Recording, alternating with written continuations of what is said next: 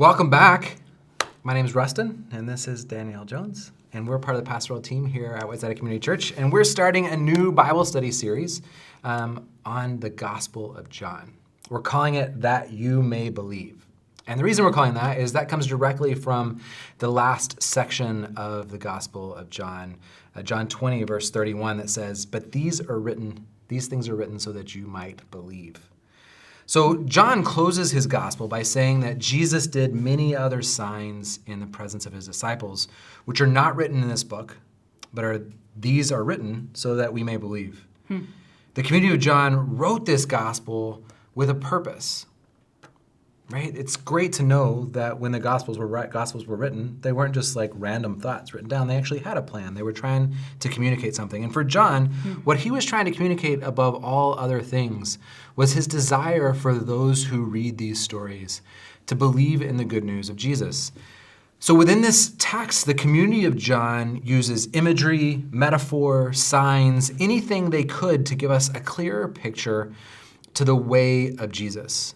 And these signs and symbols and metaphors were not intended to simply point us to what Jesus has done, but to who Jesus is.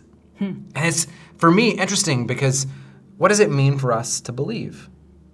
I think in our context, in our structure of belief, we've come to understand belief as assenting to a set of ideas. Yeah. Right? Like that's a very Western, modern concept, that belief means I believe in Danielle, and this is what Danielle, these are the precepts of Danielle. Well, and interestingly, in our new members classes, people will always say, well, what do we believe? Which is a good question. I mean, what does our church believe? What do we care about? Who are we? Yeah. And so, but for John, and for people in the time of John and the community that surrounded him, which wrote this text, which we'll talk about in a minute, belief was not about assenting to ideals or following a set of commands. It was really about relationship. It was a social contract, right, in some ways. To believe in Jesus means that we are in relationship with Jesus, and through that, like Jesus says later in John, he's the vine, we're the branches, and his vine connects him to the true source of God, and we're connected to the true source through Jesus. Yeah. So, growing up in a world where what it meant to believe was praying the sinner's prayer, right? Like that was definitely step one to belief was this, right? We even had the 4 laws, right? Like this is what it means to get to belief. Yeah. I think John would see that and say, okay, wait a second. Let me write for you this good news so that you may long to be in relationship with this person and this way of Jesus. So do you think it would be fair to say then that as we will look through these, particularly some of the interactions Jesus is going to have with people, that we could almost put ourselves in those shoes to almost experience what it would be like to be in dialogue with Jesus and what it would feel like to have Jesus respond in a certain way? Yeah, totally. And there's actually a Franciscan method of reading the sacred text that does that, right? It asks you that when you read the text, to read it and put yourself into a character within the text. I love doing that. And so maybe that'll be part of what we challenge people in this text, is to find different places within the text where they can put themselves into one of the characters and live out this story and find where they believe in relationship of who Jesus is and the way of Jesus in the midst of it. Well, and I think doing that and really looking into these ideas that John will put forth makes Jesus really seem real. I mean, it takes Jesus from being this far off, sort of otherworldly being, I guess, to sort of right here as a friend. Yeah, I love that. So over the next 4 weeks, what we're going to do is come to you Monday, Wednesday, Friday, and we're going to be looking at the metaphors of darkness and light, the symbolism of water and life and what that means in the Gospel of John. We're going to look at the 7 signs of Jesus, or the 7 miracles of Jesus. And then we're going to close with the 7 I am statements of Jesus. Yeah. And we're doing it more, we're attacking the Gospel of John. Attacking is probably not the right word, but we're coming at the Gospel of John really through a thematic lens where we'll jump back and forth versus a verse-by-verse account like we did in the one on Philippians. Yeah. So we love that you're here with us. We want you to join in and connect with us in different ways, but this is the Gospel of John. So welcome. So just a little bit of an overview, right? Because it's always helpful, I think, to gain context. Yeah. And the Gospel of John is such a unique piece of Scripture, especially when compared to the Synoptic Gospels or the Matthew, Mark, and Luke. Yes. Because those three kind of borrow from the same sources, and then John borrows from them, but he also has his own kind of path. It was written later too, which, it's a more theological treatise than probably the other three Gospels in many ways. Yeah. So the Gospel of John is often called a supplemental gospel because it actually contains 92% of unique material, which I love about it. It's probably my favorite gospel, to be honest with you. I think you can tell a lot about somebody by which gospel's their favorite. So which gospel is your favorite? Luke, obviously. Luke. Yeah, I like Luke too. It'd be my second favorite. So it's not, because it's so unique, it's not considered one of the synoptics. Yes. Right? It's a different kind of set. And then the authorship of the Johannine works, right, is pretty disputed, right? Growing up, we would have heard that clearly this was written by the Apostle John. Yeah. But most scholars today actually don't hold that the Gospel of John or the Epistles of John and even the book of Revelation were written by this single person. And it's been debated really by scholars since the early 2nd century who and what group of people might contain the authorship of this book.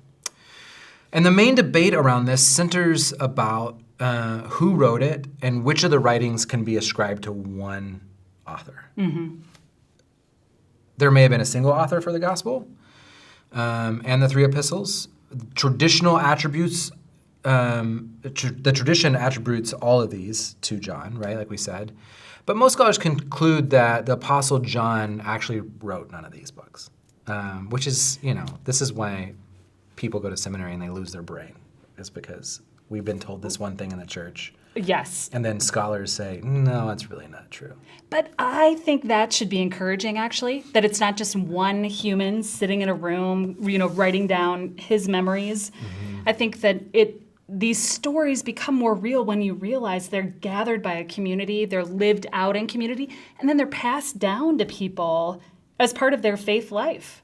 Well, I also think, right, that it's helpful for us as people of faith to come to terms with the fact that what makes a book sacred is that we believe it's sacred. Yes.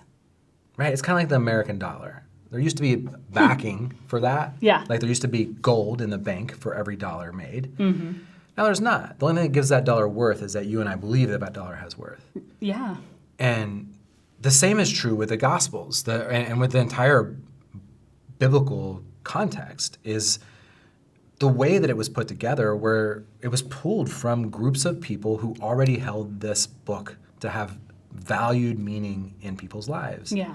And so when you come at it knowing that it's sacred because we say it's sacred, then the community of the gathered people, the ecclesia, the church, really matters because we're, who are holding this tradition into place and what continue to breathe life into this tradition. Yes. So what most scholars believe now is that this book was put together from the community of John, and all four works, the epistles of John 1, 2, and 3, or the letters of John, the Gospel of John, and the book of Revelation, were originating from the same community. So when scholars talk about the authorship, they'll attribute this book to the Johannine community. And I think that's enough, right? It's coming from this community of people who were following the way of Jesus through the way of John. Yeah. Which is a beautiful statement. We believe this, reached its final form somewhere around AD 90 to 110, which is significantly later than others that we've seen. The others are what, 60, 70, Yeah, 80? On that. The earliest works, right, we know are Paul that we have. Like, those are the earliest New Testament texts that we have. Yeah. So the community used a philosophical term to explain Jesus in this book, which we'll see in the first chapter, which we'll read in just a minute. And that was by calling him the Logos. Or the Word. Right? And this was an appeal to Greek philosophical interests in the Logos as an interpersonal yet divine presence that organized the universe.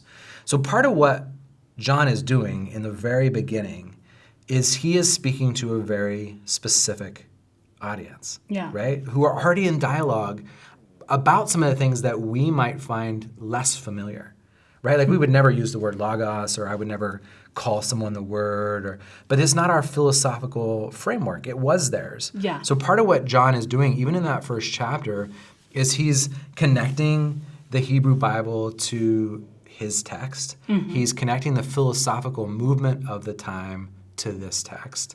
And he's creating a theology about who Jesus is so that people might believe. So he's contextualizing it, really. And he's, Absolutely. Yeah, I mean, he's trying to really use language that the people would understand. Absolutely. And all good theology is contextual theology. It should be specifically there to communicate something to a specific group of people. Yes. Theology done in a vacuum never goes well.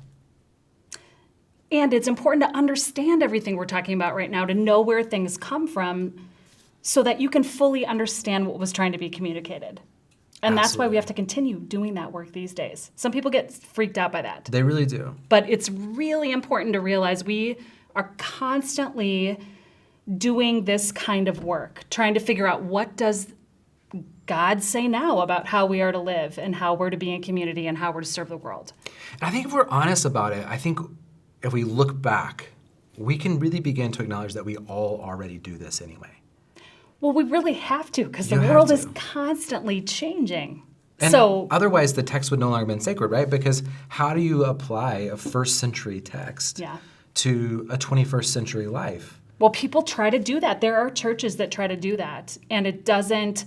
And the truth is, if you try to do that, you end up picking and choosing, I think, what you're really going to believe, because it was not intended to be laid over other communities, but it is intended for us to learn and grow from looking at it and Yeah. internalizing it and understanding it more fully. And I think we will always pick and choose, right? And I think for me, the value is in being honest about that we are picking and choosing, Yeah, right? Like all of us are in the process of picking and choosing that which relevantly speaks into our life in this moment, Yeah, right? And that's yeah. why we have some divides, because you may pick and choose different things than I pick and choose. And you may read something one way and I may read it a different way. And that's the beauty of the church, right? This is really going back to what we read in Philippians. This is where Paul's saying to those two women and the groups that were surrounding them, don't let that difference be the thing that separates you. Yeah, right. Right? Like, we're better together and we're better holding those differences in balance. Yep. And in this space versus pushing someone out because they hold something different than us. Yep. So, this is kind of the context with which this was written and with which we come into this place. So, we're going to navigate our way through these themes of John's Gospel over the next 4 weeks and 3 times a week. And we hope that as these kind of landmarks hit you, that it would be something that draws you into your own form of belief. Well, and I think one of the questions you can ask yourself is what are these stories saying to you about your life and saying to your community about your life and community? Absolutely. So, as you go from this day, may you go searching for belief. Go in peace. Amen.